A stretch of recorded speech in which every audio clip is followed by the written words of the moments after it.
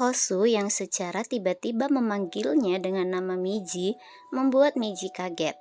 Namun Miji dengan sigap mencari berbagai alasan dan menegaskan bahwa dia adalah Mire. Perkataan pedas dari Miji membuat Hosu terdiam dan percaya bahwa dia adalah Mire. Namun, jauh di lubuk hatinya Miji merasa bahwa dia kecewa. Ia tersadar dan mengingat masa kecil ia seperti orang yang tidak terlihat. Bahkan ibunya lebih memperhatikan Mire dibandingkan dia. Sejak kehadiran Hosu, Miji merasa memiliki teman yang selalu memperhatikan dan menyadari keberadaannya. Hosulah orang pertama yang mampu membuat Miji menunjukkan dirinya yang ceria. Mereka juga berbagi suka dan duka bersama.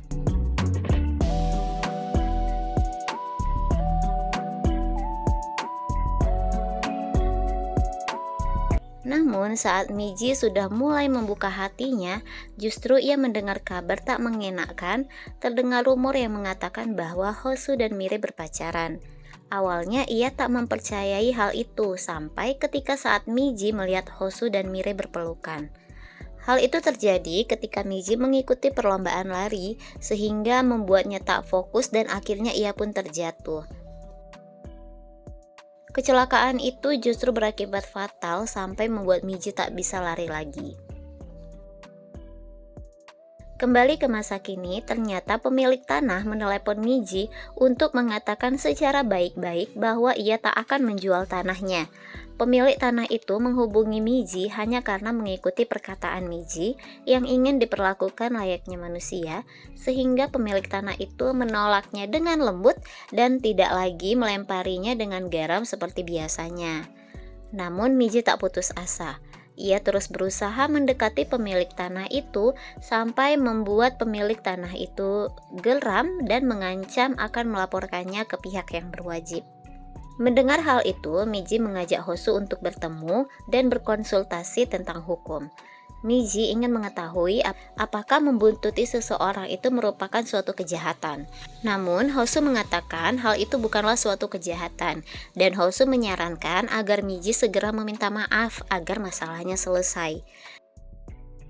Hosu juga menambahi dan mengatakan bahwa kebanyakan orang yang disidang itu disebabkan karena tidak adanya permintaan maaf. Miji pun terkesan dengan sikap Hosu yang tegas dan terlihat keren. Dari Hosu lah Miji tahu ternyata pemilik tanah itu seorang penyair bernama Kim Rosa. Hosu juga kenal baik dengan dia karena Hosu pernah mendapatkan beasiswa darinya. Mendengar hal itu, Miji ingin memanfaatkan Hosu dengan menyuruh Hosu menjumpai Nyonya Rosa dan membantunya menyelesaikan masalah tanah, tetapi Hosu menolaknya. Hari berlalu, Miji yang terus berusaha menarik perhatian Nyonya Rosa justru tak menunjukkan tanda-tanda keberhasilan. Nyonya Rosa semakin marah dan tidak ingin lagi melihat Miji. Sepulang dari rumah Nenek Rosa, Hoju mengajak Miji untuk bertemu.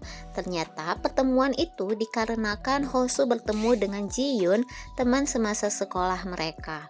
Saat remaja, Ji-Yun ini akur dengan Miji, namun secara mendadak ia menjauhi Miji dan justru mendekati Mire. Ji-Yun langsung mengakrabkan diri seolah mereka bertiga adalah teman dekat. Dia terus berbicara mengarah ke Hosu, membuat Miji merasa canggung dan terasingkan. Setelah pertemuan mereka, kunci toilet Nenek Rosa ternyata terbawa Miji dan mengharuskan Miji kembali ke rumahnya. Walaupun Miji berharap ditemani dengan Hosu, tapi Ji-Yun bersikeras menawarkan diri untuk mengantarkannya. Hosu yang kurang peka terhadap situasi ini, ia merelakan Miji diantar oleh Ji-Yun. Miji berbohong, ia mengatakan kalau ia mendatangi rumah neneknya dan Ji-Yun mempercayainya. Keesokan harinya, Miji diperintahkan untuk membawa Nyonya Rosa pekan depan ke perusahaannya. Saat bingung harus bagaimana, tiba-tiba Miji mendapat telepon dari Ji-Yun yang mengatakan bahwa Ji-Yun ini sedang dalam perjalanan ke rumah neneknya. Miji pun berlari untuk mencegah Ji-Yun bertemu dengan Nyonya Rosa. Namun Ji-Yun terlanjur sudah sampai di rumah itu dan sudah bertemu dengan Nyonya Rosa. Miji sangat takut dengan reaksi yang akan diberikan Nyonya Rosa.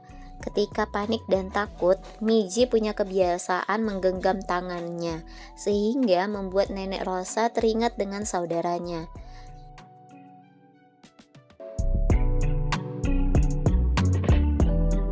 Karena hal itu, Nyonya Rosa pun membantu Miji dan mengatakan Miji benar adalah cucunya. Nyonya Rosa mengatakan ia sangat tidak menyukai perusahaan di tempat Miji bekerja karena suka memanfaatkan anak kecil untuk bekerja keras. Namun akhirnya Nenek Rosa ini pun luluh dan ia setuju untuk datang Jumat sore ke perusahaan Miji. Namun bukan alasan untuk menjual tanah, tetapi untuk mengajukan komplain. Mendengar hal itu saja sudah membuat Miji senang. Di sisi lain, Hosu merasa terasingkan karena secara tiba-tiba ia tidak diikut sertakan dalam rapat. Ternyata Hosu juga dikeluarkan secara sepihak dari proyek yang awalnya sudah menjadi tanggung jawabnya. Hosu juga dipindahkan ke tim lain. Hosu mendatangi atasannya untuk menanyakan alasan itu. Ternyata alasannya adalah karena Hosu bekerja dengan tidak bisa menutup mata. Hosu bekerja dengan jujur dan sangat bertentangan dengan bosnya. Bosnya berharap Hosu mau diajak kerja sama untuk membela klien mereka yang memiliki masalah tanpa membedakan apapun. Namun justru Hosu lebih suka melindungi yang lemah. Bosnya juga menyangka Hosu memilih kerja sama dengannya karena melihat kekurangan yang dimilikinya. Di sini bosnya masih memberi Hosu kesempatan kedua. Ia mengajak Hosu untuk mengikuti pertemuannya dengan klien. Kembali ke desa, Sejin semakin membuka diri dan bersikap ramah dengan Mire. Akhirnya ia sadar apa yang dilakukan Mire ternyata ada manfaatnya. Mire yang harus menjaga neneknya terlebih dahulu sebelum datang ke kebun, akhirnya ia datang dengan terlambat. Ia mengira semua pekerjaan telah selesai dan tidak ada orang lagi di kebun itu. Namun ternyata Sejin menunggunya. Sejin menemuinya dan menunggunya karena ia ingin meminta maaf karena sudah memarahi Mire yang pernah membuang kursinya. Ternyata kursi itu adalah peninggalan kakeknya. Kakeknya sangat menyukai kursi itu, bahkan sampai rusak pun tetap diperbaiki dan dipakai kembali. Sejin menyesali perbuatannya dan berterima kasih kepada Mire karena masih tetap kembali bekerja. Mire pun membuka hatinya dan juga mengakrabkan diri dengan Sejin. Yang awalnya ia menolak ajakan Sejin untuk makan bersama, akhirnya Mire pun menerimanya. Kembali ke Seoul, akhirnya Hosu mendatangi Nyonya Rosa. Nyonya Rosa sangat bahagia dengan kedatangan Hosu. Ia menunjukkan hal yang tak biasa, yaitu senyum dan tawa di bibirnya.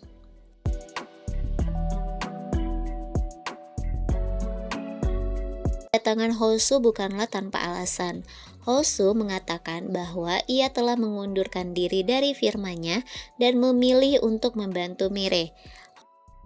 Hosu lebih memilih mengikuti keputusan hatinya.